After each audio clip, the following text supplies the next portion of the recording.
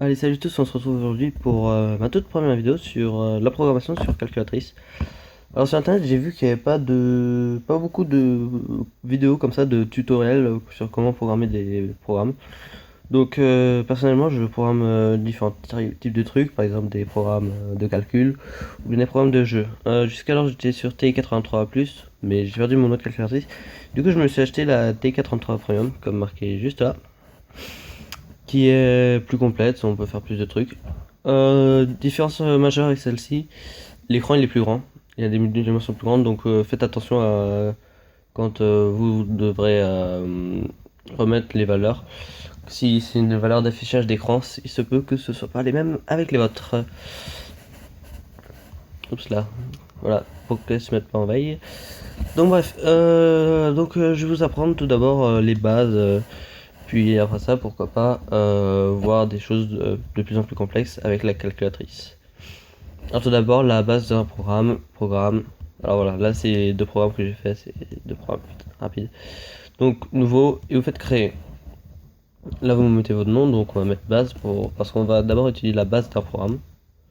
Un programme, tout d'abord, qu'est-ce que c'est? C'est une suite d'étapes que vous allez devoir écrire et que la calculatrice va effectuer à votre place, plutôt que ce soit vous qui les fassiez.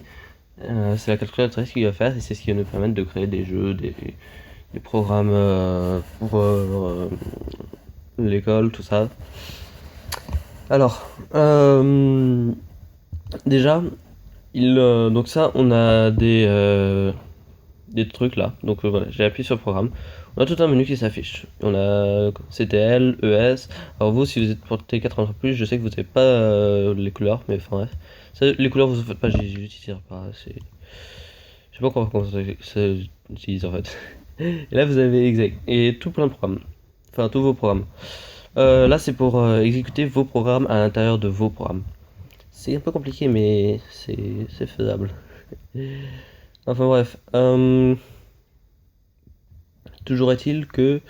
Voilà. Alors, tout d'abord, dans un programme, souvent on commence par trois trucs. Il y a trois possibilités. Soit on choisit input. Input, alors c'est... Je crois qu'on peut faire P. Personnellement, j'utilise pas celle-là. Je sais que j'ai un ami qui l'utilise. Et donc voilà. Alors, on a input. Donc c'est pour dire insérer la valeur P. Et donc c'est entre guillemets, c'est pour dire ce qu'il affiche. Donc il va afficher P égale normalement. Exécuter base. Voilà, P égale 8. Voilà. À la fin, moi, m'écrit fait. Pour dire que le programme, justement, a été bien réalisé. Ensuite, vous avez prompt. Par exemple, prompt alpha A. Ouais, attendez. On va mettre alpha B, alpha A, alpha A. Voilà, parce que c'est plus simple après ça pour retenir les formules. Alors là, c'est exactement la même chose, sauf que là, donc on va prendre 8. Et là, prompt, ça met directement B égale avec un point d'interrogation. Et vous écrivez après ce point d'interrogation. Donc toujours fait, c'est que ça marche bien. Donc c'est parfait. Alors ensuite, si vous voulez pas que la personne qui utilise votre programme ait une valeur à saisir, vous faites dans ce cas, par exemple 8, stocké dans alpha C. Oups, de plus, juste alpha C, entrée. Et donc là, bah, après ça, ça va faire pareil. Maintenant, quelque chose qui est important aussi pour les débuts, c'est la fonction disp. Disp, si vous avez calculatrice en français, c'est affiché. Ah oui, aussi, si vous avez calculatrice en français, référez-vous au numéro là. Globalement, c'est les mêmes. Donc vous ne devriez pas, dans ce cas, avoir trop de problèmes pour retrouver. Donc, je retourne dans l'édité, voilà. Donc on a disp, et là, ce qu'on va faire, c'est on va faire alpha A, virgule, alpha B, virgule, alpha C.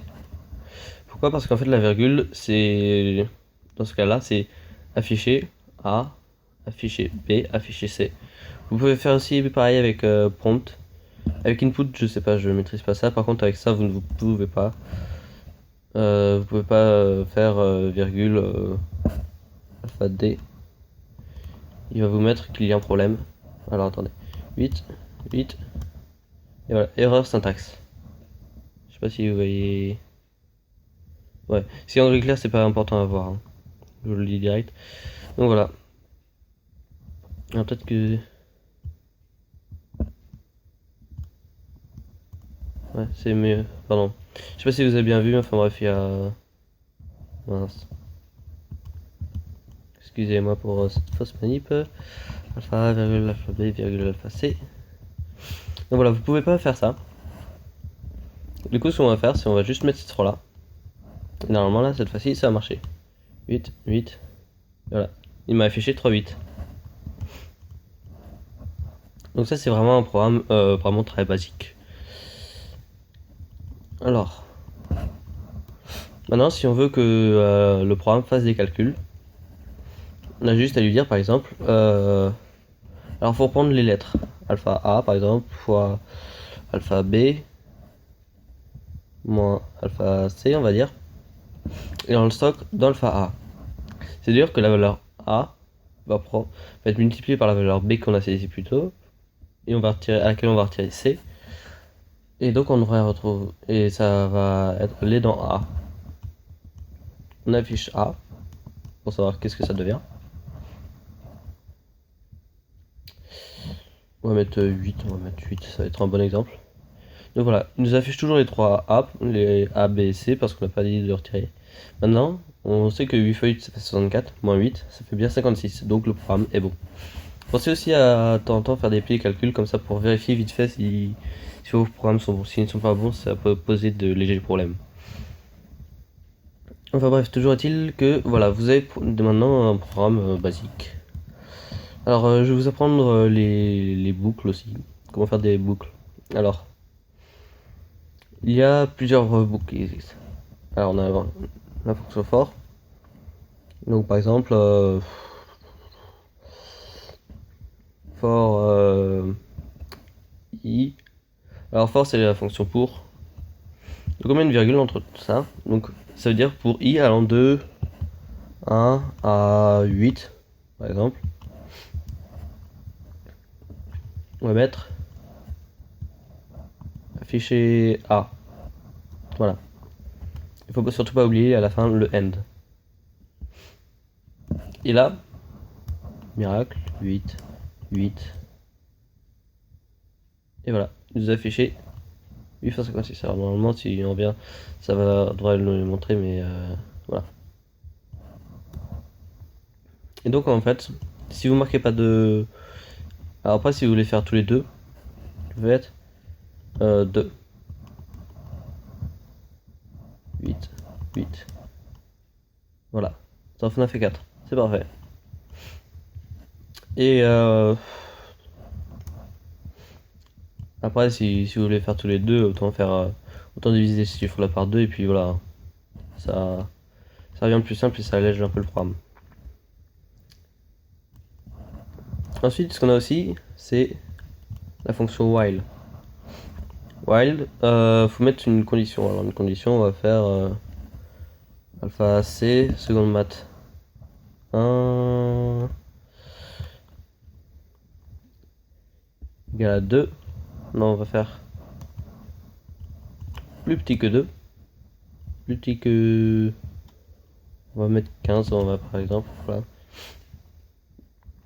Et là, on va faire alpha C. Non, pas fois, ça va aller trop vite. Plus 3. On stocke dans alpha C. On affiche C. On n'oublie pas le petit end. Donc là, en gros, ça va répéter cette fonction-là tant que C ne dépassera pas 15. On vérifie. Et voilà. Donc C, il l'a fait. 8, 11, 14 et 17. 17, il a dépassé 15. Le programme s'est arrêté. Oups, là. Alors après, je vous montre. Je sais qu'il y a aussi les fonctions repeat qui peuvent faire qui peut faire office de boucle, mais j'ai jamais compris en fait comment ça marchait réellement, donc je vais pas vous l'apprendre maintenant. Je vais d'abord me renseigner et puis je verrai par la suite si ça vaut vraiment le coup, parce que en fait personnellement j'utilise que while. While Ça suffit en fait à tout faire au final. Alors, donc, après on a aussi la fonction dispGraph ou dispTable. En fait, ça va afficher soit le graphique que vous avez mis en place, soit la table qui est aussi en place. Il faut faire attention parce que c'est le graphique du moment. Donc là, j'ai rien, mais si je fais dispGraph ou dispTable, ça va m'afficher ça. Ou ça. Donc voilà. Donc aussi, si vous avez quelque chose là-dedans mais que vous ne le voulez pas, allez dans F2X et veillez bien à ce que tout soit effacé, sinon vous... par exemple, X. Voilà, là on a... Là j'ai une courbe, mais je l'ai effacée. Alors deux choix, soit vous voulez la garder en mémoire, et dans ce cas vous faites juste ça et ça va l'effacer. Soit vous faites annuler et puis ça va l'effacer aussi. Mais dans ce cas vous la gardez pas en mémoire. Donc bref, voilà. Et bon bah du coup on va se laisser là pour une première vidéo où je vous montre les grandes bases de la programmation. Ouais, je vous montre vraiment la base. Dans une prochaine vidéo, on va se faire un petit programme. Et pourquoi pas dans une autre, on attaquera peut-être enfin la programmation d'un mini-show. Voilà. Donc n'oubliez pas, likez si vous avez aimé. Si ça vous a aidé dans l'utilisation de la calculatrice, ça me ferait super plaisir. Likez, abonnez-vous, commentez si vous avez des problèmes, j'essaierai d'y répondre le plus vite possible. Et sur ce, moi je vous dis à plus tard, ciao ciao les gars.